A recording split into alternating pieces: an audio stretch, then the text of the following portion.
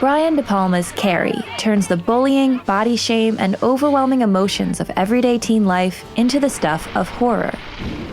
Please see that I'm not like you, Mom. I'm funny. I mean, all the kids think I'm funny. I don't want to be. I want to be normal. I want to start to try and be a whole person before it's too late for me. You'd be hard-pressed to find a film that makes adolescence look worse. But when you think about it, the movie isn't so far-fetched. Carrie magnifies teen life to show how teens can feel like they are monsters. Horror movies realize our worst fears, and in adolescence, we're terrified of getting rejected by our peers, and puberty transforming our bodies beyond recognition. The thing every teenager wants most is to control their classmates, their parents, and their own rapidly changing bodies and emotions. Carrie's telekinesis gives her this control. Thought to be the ability to move or to cause changes in objects by force of the mind. So while her high school experience is way worse than the average teens, she's also much more powerful. But the film shows us that when a hormonal teenager gets her way and resorts to mind control instead of learning how to express herself, the result is disaster. The film juxtaposes idealized scenes of teenage life with sudden violence. Every moment that looks like a perfect teen dream descends into a nightmare. A game of volleyball in gym class ends in vicious bullying. And the feminine, sensual scene of Carrie showering accompanied by flute music becomes harrowing when she gets her first period in the presence of her heartless classmates. These sweetly innocent scenes that reveal their corrupted inner nature. Did you hear about Tommy Ross? What? He's taking Carrie White to the prom. No. Yeah. Show us that sugar-coated depictions of teenage life are a lie. Shit. The film exposes every picture-perfect image as something much darker. From the beginning through to the final scene, when we get a glimpse of Sue's dream, this closing, lovely, soothing fantasy turns again into a nightmare, ruining the sentimental takeaway we might have thought for a moment we were getting. Tommy's and Sue's good deed in inviting Carrie to prom is no competition for the popular kid's cruelty. Did any of you ever stop to think that Carrie White has feelings? Do any of you ever stop to think? The gym teacher, Miss Collins, tries to protect Carrie. Hey, Carrie, let's think about this now. I mean, it might be terrific. You might have a really good time. But even she believes that Tommy and Sue are playing a mean trick on the girl. Why Tommy asked her to the prom? Why? What for? What could you possibly have had in mind? I thought it would be a good thing for Carrie. We see that high school is a cynical, unkind world where all good deeds are suspect. And the meanest behavior is rewarded as the cool kids impose what's essentially a reign of terror. The film builds from recognizable aspects of teenage life to capture how actual adolescence can be as unpredictable, violent, and scary as a horror film. Teens feel isolated and trapped, and a surprise attack is always around the corner. The scene where Tommy and Carrie spin around during a dance at the prom should feel romantic, but instead it makes us feel unsettled and sick. The image visually represents the dizzying, overwhelming nature of adolescent experiences, as the camera spins faster and faster, and Carrie asks a series of questions that receive circular answers. Why am I here? Because it's the prom. Why am I here with you? Because I asked you. Why'd you ask me? Because I wanted to. Why'd you want to? The wholesome fun at the prom, which feels almost like an after-school special, is just a setup for the terrible moment we know is coming. We get a bird's-eye shot of the bucket of pig's blood that mean girl Chris is going to dump on Carrie, reminding us that our most special moments in our youth can be spoiled in an instant by our peers' cruelty. Her mother's warning about her peers, which at first seemed overdramatic, He's gonna laugh at you. They're all gonna laugh at you. Look, it's not too late. turned out to be spot on. Evidently, in high school, we should be suspicious of everything and everyone as too good to be true. The worst part is that before the bucket falls, we recognize that Carrie has actually started to mature. She resists her overbearing mother, accepts her telekinetic powers, Nothing to do with Satan, Mama. It's me. Me. and forces herself to socialize and be a normal teenager. Her first steps into adolescent life are so tentative and delicate that the suddenness of the pig's blood attack really does feel like a violent injury. The blood makes it look like Carrie's been wounded, and she has. Parallel scenes in the film before this also show Carrie waking up to the cruelty of this world. The pig's blood scene happens in front of all of Carrie's classmates, exaggerating that universal high school fear of somehow winding up naked and vulnerable in front of the whole school. The primary colors in the scene are childish, just as Carrie is young and immature, and has no idea how to deal with what she's facing.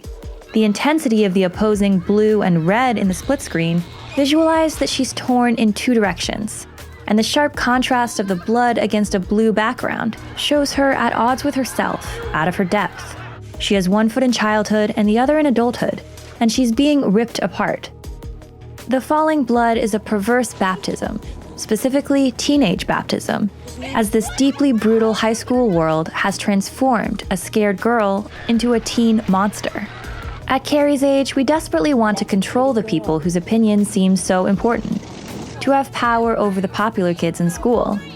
But the film shows what it'd be like if this desire were realized. As Carrie uses her telekinetic powers to close the gym doors and kill everyone inside, she's finally in control of the forces that have been bullying her.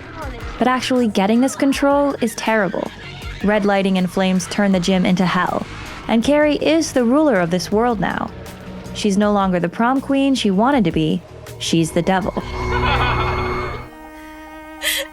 This is a body horror film, where the scariness comes from the human body itself. Carrie shows us how women are taught to fear their bodies and see themselves as frightening, even monstrous. Film critic Barbara Creed's theory of the monstrous feminine says that women's ability to horrify comes from their sexual reproductive bodies. Carrie reacts to her period almost like a feral child, totally unprepared for the behavior of her adult female body, because no one in her society has taught her that getting her period is a normal, natural event. Most characters we meet are women, but other than Miss Collins, they show no real sense of female kinship. These women have learned to be disgusted by each other as much as by themselves. Shut up, Chris. Just shut up. Carrie's mother, Margaret, is a religious fanatic who sees womanhood as inherently shameful. Help the sinning woman see the sin of her days and ways. Show her that if she had remained sinless, the curse of blood would never have come on her. She may have been tempted by the Antichrist. She may have committed the sin of lustful thoughts. Margaret's repressive, misogynistic belief system indicts women simply for existing. Margaret makes Carrie feel guilty and disgusted by her changing body. Pimples are the Lord's way of chastising. And her sexuality. I can see your dirty pillows. Everyone will. Breasts, Mama. They're called breasts. And every woman has them. But we come to see that Margaret's fear of sexuality actually comes from her confusion at having enjoyed sex with Carrie's father, which she thinks was wrong. I liked it. I liked it. Well, all that dirty touching on his hands on me all over me. When Margaret kneels in front of Carrie and confesses her shame for enjoying sex, it's as if Carrie is the Virgin Mary, a symbol of purity in her blue nightgown. The family's threatening version of the Christ figure looks more scary than comforting. And when Margaret stabs Carrie, it's clear that no woman can win in the confines of this twisted worldview, in which being female is an original sin. The film shows us the damage of the mixed messages young women are sent: to have sex but not enjoy it, to have adult female bodies but not menstruate. They're taught that being prom queen should be their ultimate goal, but no girl should ever really believe she'd be worthy of that crown, as the teens laugh at Carrie for getting taken in by the hoax. Hopefully, most don't have a mom as bad as Margaret, but the way Carrie is taught to fear and despise her own body speaks to something universal in the teen girl experience. And as her abilities grow stronger, the fear and confusion she inspires in others could also be a commentary on how women's developing emotions, like their bodies, tend to be treated as a distasteful problem. Carrie's telekinesis expresses the intense mood swings that teenagers and their parents know all too well. Her first telekinetic moment comes when she's overwhelmed and her feelings are stronger than she is. Throughout the film, her powers get the best of her when she's angry or upset. It's Carrie! So the horror that results comes from her not learning how to properly express and deal with her emotions. We also see other teens not knowing how to deal with oversized emotions. Chris is Carrie's tormentor, but she's also unsure of how to express herself and ends up taking out her feelings on others. Chris's constant rage seems confusing at first. Billy, I hate Carrie White. Who? We can't figure out why she hates Carrie so much. But it may be that she sees Carrie as a representation of the vulnerable or feminine parts of herself, and by abusing Carrie, she's really trying to self-punish or to distance herself from the traits she sees in Carrie. And it's not just the girls. Any teen's emotions can change suddenly and intensely. For a horror movie monster, Carrie looks pretty frightened. She's deeply afraid of herself. Much of the power of the film comes from the fact that she's both the villain and the victim in this horror movie. We feel bad for her, even as she's becoming a mass murderer. She finally starts to get revenge, but she still can't control her body or her emotions, as we see when her telekinetic powers go completely haywire. Even if we're well past Carrie's age, the film resonates with us because the traumas of high school embarrassments and rejections never really leave us. It may be disturbing to realize as we're watching that we identify more with Carrie in the gym scene than we do with her peers. Her revenge may be scary, but we also know that these bullies had it coming, and we feel a catharsis of sorts. Our ambivalent reaction to Carrie's transformation from victim to villain shows us that getting even sometimes feels even more empowering than being crowned prom queen.